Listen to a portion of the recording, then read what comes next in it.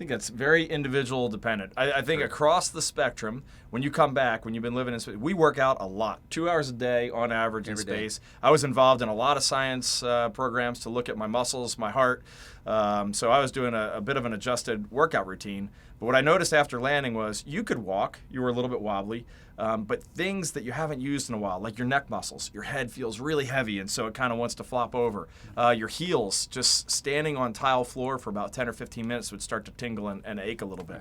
Right. But I found after about a week, everything was pretty much back to normal. First night I got home and I went to climb in bed, took my T-shirt off, went to throw it on the hamper, and I made it about that far. It just the shirt just fell straight to the floor, and I was laughing. My wife was laughing at me because your mind hasn't quite put that together yet that you can't just float something from one side of the room to the other. But after just a few days, our bodies are incredibly adaptive machines, and so after a couple days, maybe a week or two, you're pretty much back to at least 90%. Yeah, I'd agree with that. Also, running, getting back within a week, I could run about 2 miles at an 8-minute mile pace. Not bad. 3 weeks, about 4 miles. But the whole time it was plodding. I felt like I didn't have any spring at all. Heavy feet, heavy legs. And it was almost 2.5 months before I finally felt that first spring in my step. Not that I ever had a lot of spring, but what little bit I got, it took quite a while for that part to come back.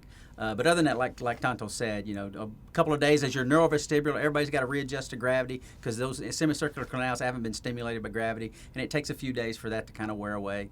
And eventually it does, and then, like I said, back to normal pretty quick. Absolutely.